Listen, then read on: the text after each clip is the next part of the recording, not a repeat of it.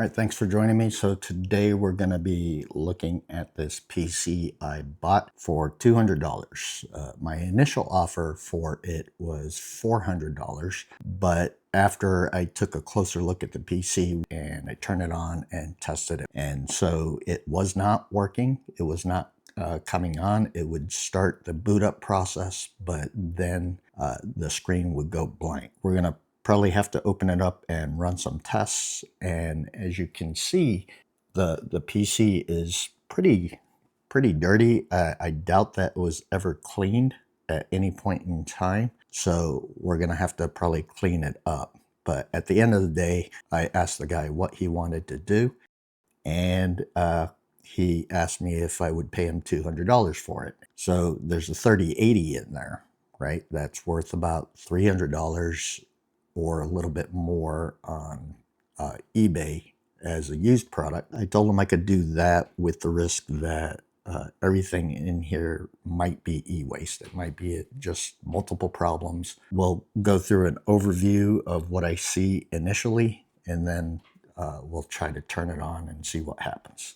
All right, the first issue is this glass panel. It didn't come with securing screws on it, so it sits kind of loose. It's pretty easy to pull out and for it to fall off this thin rail right here. And this is, the case at least, is an iBuyPower case. I'm not sure if everything in here came with whatever pre-built iBuyPower PC was purchased. I doubt that the 3080 was.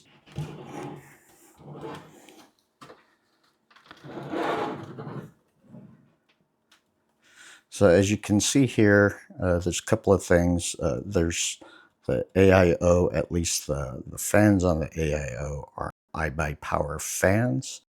And I believe, yeah, these three intake fans are also iBuyPower, and so is the rear exhaust fan. So we've got a pretty good shot that most, if not all, these components, other than the GPU, is an iBuyPower PC. The RAM here looks like it's some T-Force RAM. They're white sticks though, not black, so this RAM might have been put in as a replacement for the RAM the PC originally came with. Now, iBuyPower sometimes will do single stick RAM, right? And so if that were the case, it would make sense that whoever owned this PC actually removed the single stick and put in two sticks for dual channel mode. Looks like we've got also a MSI motherboard, full ATX it looks like. The motherboard actually looks pretty clean, but the fans are humongously dirty. You might not be able to see it, but once I remove it, you'll be able to see it more closely. But the 3080 is an MSI Suprim, and it looks pretty new as far as the condition of the GPU goes.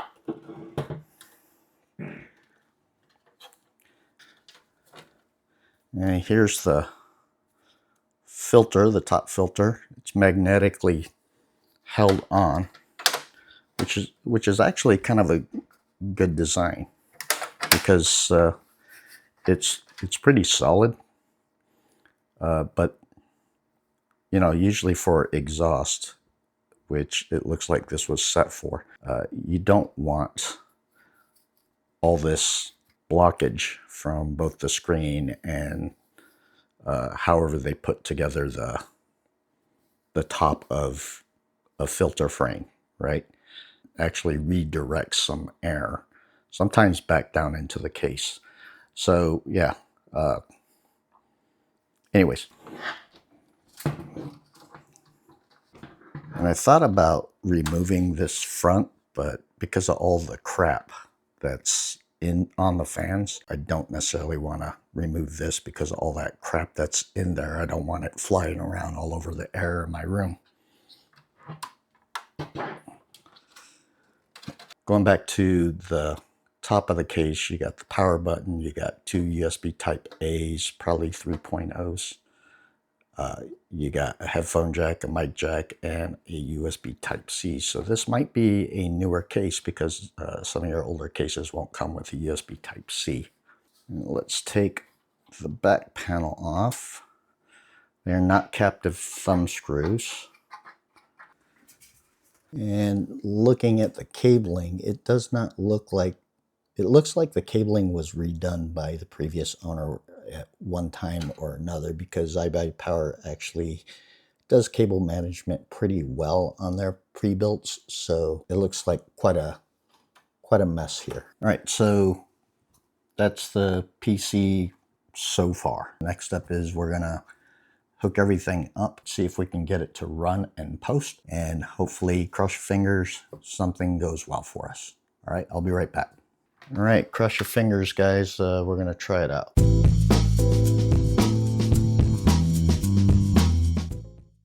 And that's what we were running into before. As you saw, the system tried to boot into Windows, but then the screen goes blank. No signal. All right, so what I'm going to do is I'm going to hook up a different monitor to see if I get the same kind of thing, and that's to eliminate whether or not it's this portable monitor somehow not communicating well with this system. All right.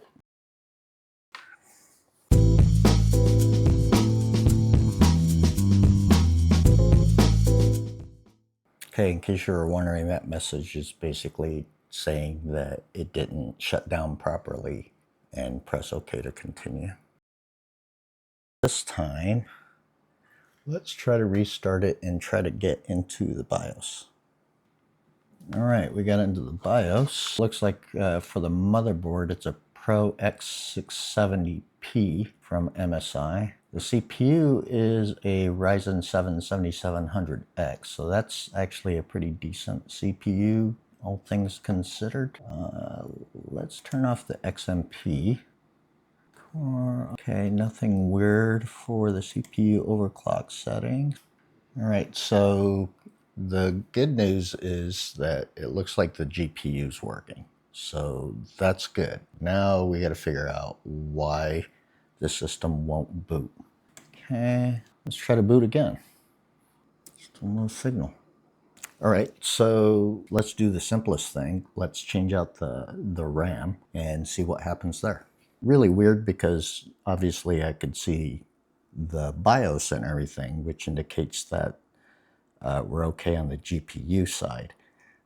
So I'm not sure what's causing that. It might be the motherboard, but I'm going to start with the RAM. This fan right here is a little bit in the way for the RAM to get to the release tabs at the top of the motherboard.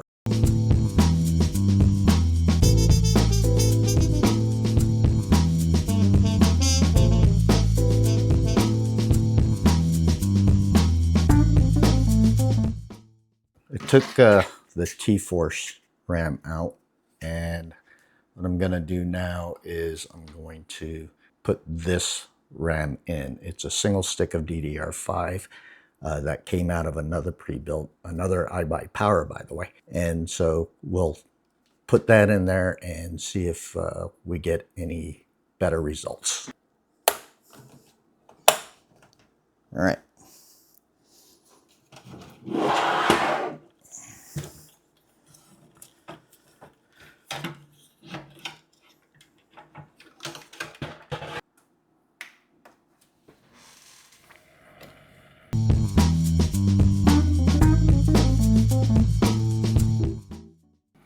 Oh, so this error isn't what I thought it was. This error is not that it shut down unexpectedly kind of error, which sometimes you can get.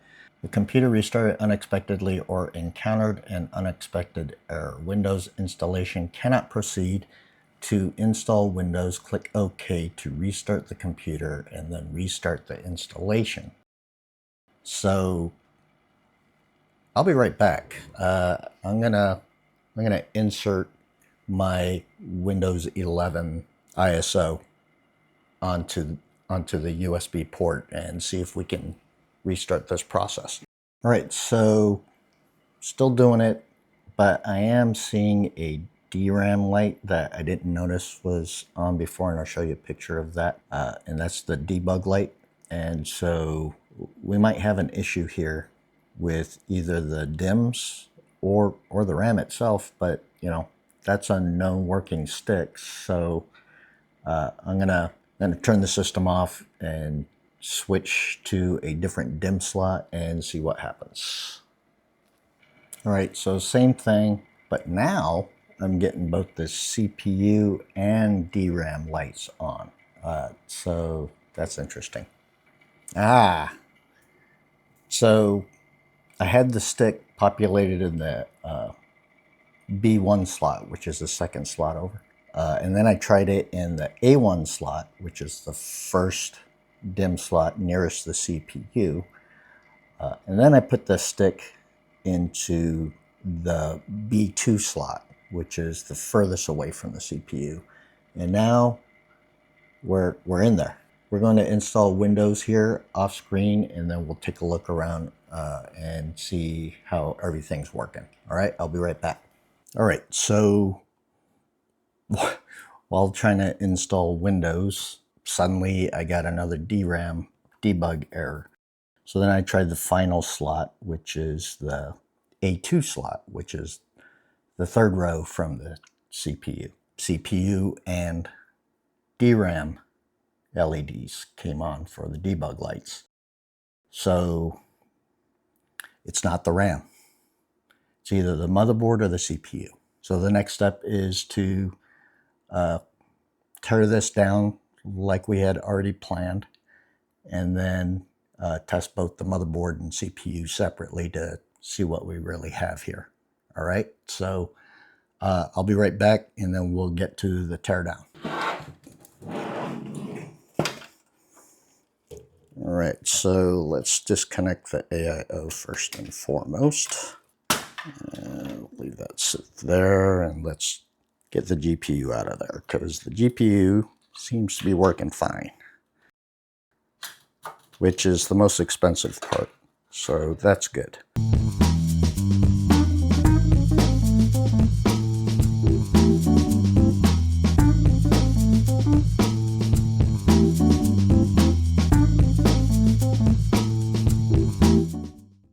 All right, so there's the GPU, which, as I said, is a MSI. Most people call it Suprim because of the way it's spelled, but I think the intention is to call it Supreme. So that's what I'm going to call it. You guys tell me in the comments if you guys think differently. And like I said, as you can see, it looks pretty new, right? And there's the sticker RAM that I used for testing. We won't need that. These are the sticks that it came with, the T-Force Delta. These are 5600 megatransfers a second at CL36. Not sure if the camera's going to pick that up. Looks like it's a 32 gig kit, 16 gigs each.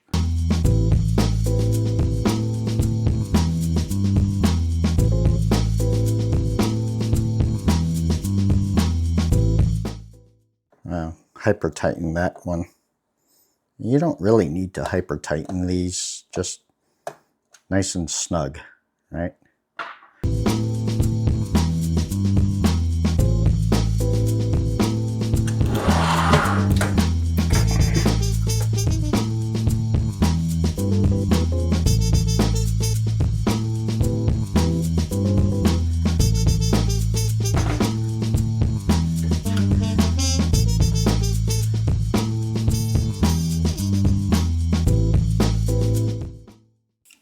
So there's the thermal paste, which looks like it's a decent amount on there in the CPU. The CPU temperature in BIOS is reading at idle around like 30, 31, I think 32 max, which is pretty decent.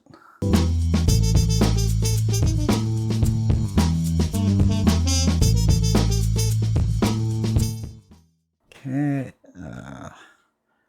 I'm not seeing any problems with the CPU.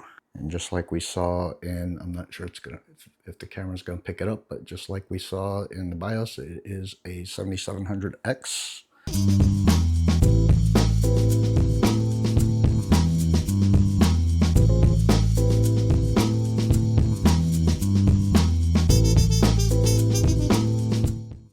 At first I thought whoever did this forgot to remove the plastic because it's pretty shiny, but they didn't.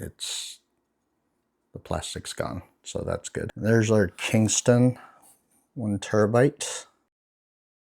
And this was why it was sitting all wonky. This covers the GPU, the golden fingers. It was sitting right there. So I don't know why he did that, but yeah. I'm wondering if we've got a short somewhere in the back of the motherboard because of the inconsistencies, depending on the DIMM slots of the debug LEDs going off for the CPU and or RAM, and that one time where it didn't go off at all. So we'll take a look at the back, and let's take a look at the back right now. Okay, so it doesn't look like there's cause for a short the way the motherboard sits, other than this laying across, which should be okay because it's insulated.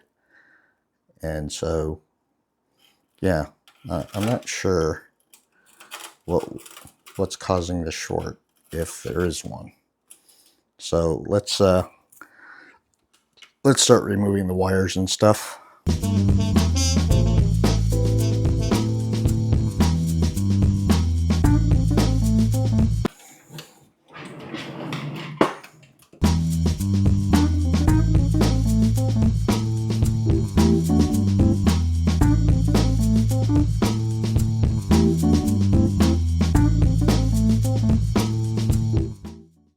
That's all the wires, so let's take out the motherboard.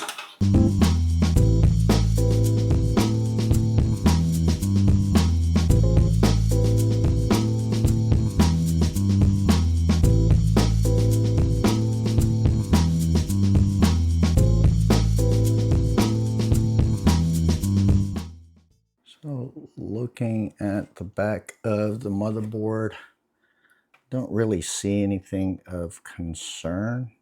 All the standoffs are in the right place. No extra standoffs to create a short. And we're not going to remove these fans because I think these fans have proprietary connectors on them.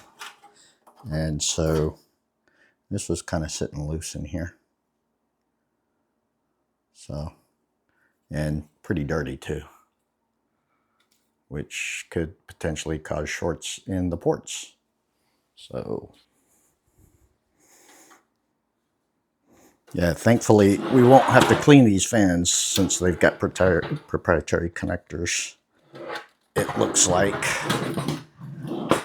this wire looks like it's coming from these fans.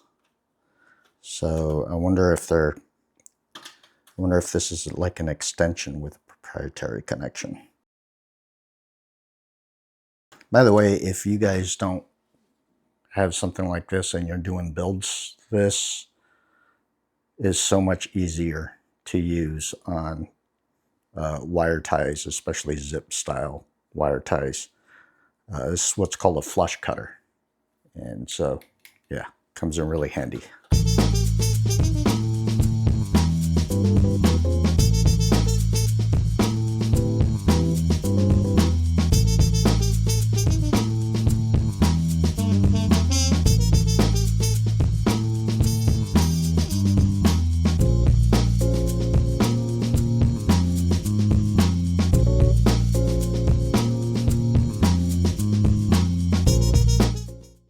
Well, the power supply isn't in too bad of a shape. There's a little bit of dust in there, but not a lot.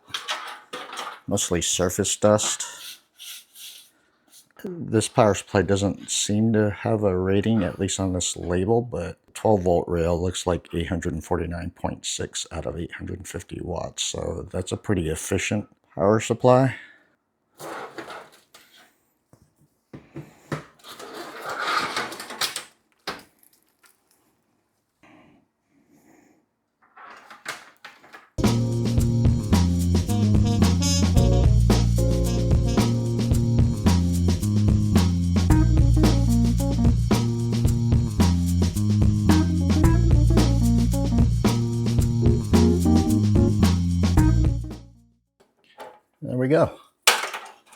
working USB Type-C for the front panel. All right, so that's it for the teardown. We're gonna test the motherboard and test the CPU separately and see what's going on with those things. And so I'm gonna go over the components that I was able to test and verify that they were working so that I could utilize them in the future. But first I wanted to talk about what I couldn't save. So first and foremost, the iBuyPower PC case. Right, so there was really nothing special about that case. It's an older case from iBuyPower. There's nothing interesting or unique about it. It did have problems retaining the side panels, meaning the back solid panel and the front glass panel sit on a very thin rail with no way of really securing them until you put screws in the back. Which brings me to the other point. It was missing some screws in the back. So, you know, there's that. But the thing that stood out to me the most is that it had a proprietary connector hub for the fans. And I didn't like that. It did end up saving or removing the USB Type-C front panel connector. One of my home rigs that I just upgraded into a Lee 217 digital case. I was in a hurry with the build and kind of flubbed it a little bit by damaging the connector for the motherboard for the USB Type-C front panel. And so I needed a replacement. So I did take that from the case. The case also came with 4 RGB fans, but those also had proprietary connectors. Obviously, they were meant for the hub. I wasn't going to find a whole lot of use out of that. Plus, I would have had to gone through all the trouble of cleaning them, and you saw how much crap was on those fans. The other thing I couldn't save, or decided not to save actually, is the power supply, the Corsair RM850 power supply. And there's a couple of reasons why I didn't save that, and that's because it was missing some cables. It was fully modular power supply, but it was missing some cables, and at the same time it was an older version of the RM850, and it seemed to be on its last legs when I put it on my power supply tester. It was kind of reading funky, and I'll show a picture of what I'm talking about. That PG reading was at 80 milliseconds, and that's a little on the lower side. 100 milliseconds is usually the average. I'm not a fan of used power supplies and depending on them. So yeah, I decided that I'm not going to risk putting that into another build and selling that build with that power supply in it. The other thing I decided not to save is the 240 millimeter AIO, the iBuyPower AIO. And there's a few reasons for that too. But the more important thing is it's an older AIO. And so I'm not sure how much life it had left in it as far as the pump is concerned. Anyway, so those are the components I didn't save. There was one other component that I couldn't save, but I decided to keep, right? And let me show you that. This is the MSI X670-P Wi-Fi, or the Pro Series. And it's a decent motherboard, right?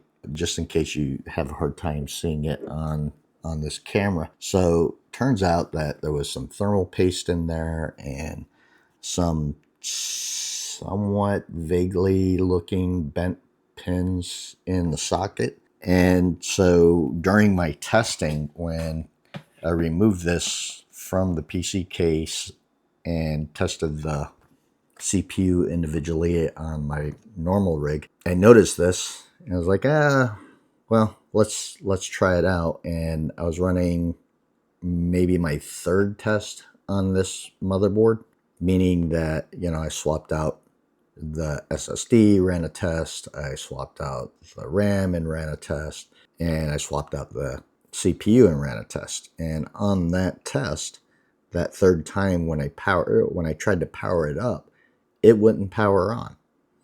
And so it might be that this motherboard was going on its last legs because of what was going on in the socket. So it just decided to up and die on me. And so I tried to take a closer look at the socket, and yeah, it looks like that there's some stuff going on here. And so I did decide to hold on to it though, because I'm thinking that I'm going to try to repair the socket and see if I can get this motherboard to work again. I figure I'll do a different video for that. This motherboard is worth probably just as parts only about like 20 or 30 bucks. All right, so the RAM, we've got 32 gigabytes of DDR5 5600 megahertz RAM. This is Team Group's T-Force Delta model, white RGB, and these are perfectly working order, and the value on eBay, as I'll show you, is about 80 bucks. And the storage is the Kingston NV2 1 terabyte NVMe, and that's in perfectly working order. I did install a brand new Windows 11 on this SSD and tested it, and so we're good to go with that. And this is currently going on eBay used for 45 bucks. All right, so there's that. And then we've got the CPU, which, as I said earlier, I put on my normal rig, which holds a 9950X3D on it.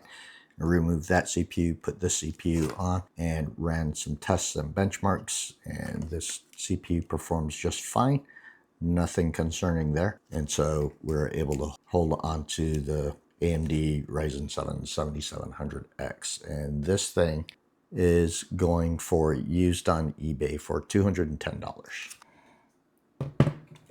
All right, so this is the MSI Suprim version of the RTX 3080, and it has 10 gigs of VRAM. I'm going to talk my way through what I went through with this GPU, because there was a point where I thought this was a failing GPU, and that was because of the symptoms when I first took a look at the PC before I bought it and some initial testing. And some of those symptoms included black screening, error screens, self-reboots, and never getting past the loading screen for the OS. There's also almost in every instance of initial testing where I would lose signal, right? So all those kind of things pointed towards a problematic GPU, possibly with the thermals or possibly with the core. I was okay with spending $200 on this because even as a parts-only card, I could probably get anywhere from $100 to $140 from it on eBay. And so I wasn't too concerned with losing too much money spending $200 for the PC. But the good news is I was able to figure out what the problem was with this GPU. I put this on my test rig and I ran into the same kind of symptoms. And so I was like, okay, yeah, we got a problem with this GPU. But once I removed the driver, it would stabilize itself, the NVIDIA driver, right? And I'll circle back to that. But then I was able to test the GPU a little bit and determine that there weren't really any thermal issues on it. It was hitting about at top about 71C on the core. But afterwards, after I tried to first run Cyberpunk 2077 on it after reloading the NVIDIA drivers, and I'll like I said, I'll get back to those drivers here in a second. And it crashed both times on launch. So obviously I tried 2 times to initiate Cyberpunk 2077 and it crashed both times. And then I opened up the Rockstar Games launcher and I was able to run Red Dead 2, set it to 4K and run the benchmark for it. And it did fine. I think it ended up at 78 or 82 or 85 FPS on average, something like that. And I was like, okay. So at that point, I knew from when it didn't have drivers installed and from that run that, okay, we've got a GPU that's kind of working, right? And so that again started making me think maybe we've got a thermal issue or a power demand issue, right? And because I used a different 850 watt power supply, and I was thinking, okay, maybe the 850 watts isn't enough. But I found out that this GPU takes anywhere from 370 to 400 watts, but the 400 watt one is the 12 gig version, not the 10 gig version. The 10 gig version, I believe the TDP is at 370 watts. And so that made it so that the 850 watt power supply should have been more than enough. But I started wondering about the power delivery. So then I tried to run Black Myth Wukong, and that crashed the exact same way as Cyberpunk. So it would show like a half black screen. It would freeze the entire screen, and then it would go into a perpetual hold for a second, and then it would crash out. That's when it started to really act up, right? Everything that I was doing, every action I would take on the desktop would start giving me like 10 plus seconds of delay before the action would go. And that's indicative of a video card issue or a RAM issue sometimes. And then the screen would, after a while of trying to patiently perform those actions, the screen would go black as if there was no signal. But there was a signal because I could see the mouse, but it was frozen in the circular thinking mode, if you know what I mean. Then I'm thinking to myself, okay, we got a problem. But then I remembered that there are some problems with the latest drivers for NVIDIA, not just the 50 series, right? Certain versions are problematic. And so I started looking into that. So the initial driver version that I used for this was the 531.41 version. And then I changed the version to the latest version, which is the 581.42 version. And both those versions gave me the exact same kind of symptoms. And so then I remembered that the 566.36 version is probably one of the most, if not the most stable version that everybody's aware of. And so I decided to change the driver version to that. I also decided to, from looking at past historical problems with 3080s, I also decided to not use the pigtail of the PCIe cables and to go to 3 individual PCIe cables. And I ran across a methodology of turning off the accelerated GPU scheduling. Now, I did all 3 of those things all at the same time. And this GPU ran well. I ran Cyberpunk 2077 at 4K Ultra mode, and I ran it in Black Myth Wukong 4K very high settings, and I ran it through Red Dead 2 4K Ultra settings one more time, and it tested fine. I think it topped out at 72 degrees on the core. It did get up to 92 degrees on the VRAM, but this card runs a little bit on the hotter side on the VRAM. And so, like I've said in past videos, once it starts hitting 95 is when I start getting concerned. 92 is a little close, but 95 is usually my my red line before I say, oh, we might have a thermal issue. The good news is we got a working RTX 3080. Just had to do a little work to figure it out and get it to run the way it's supposed to run. And this on eBay used is worth $350. That's what it's being sold for. And so we've got a set of parts here that's worth used $710. So yeah, why don't you guys let me know in the comments if, one, you are aware of the problems with the 3080, and if you've got a 3080, what you've done to deal with the 3080 stability issue. Also, let me know in the comments what you think I should do with these parts, right? Should I just sell them off and make about $500 in profit, or should I put them in a build? And also let me know if you're interested in me putting out a video of fixing this motherboard socket, or at least trying. I can't guarantee I'm going to fix this thing. But I thought it'd be kind of a fun little project. So yeah, let me know in the comments if you want to see that video. All right. Anyways, thanks for joining me, and I appreciate you if you hit that like and subscribe. It does help out the channel a ton. And in the meantime, I hope to see you in the next one.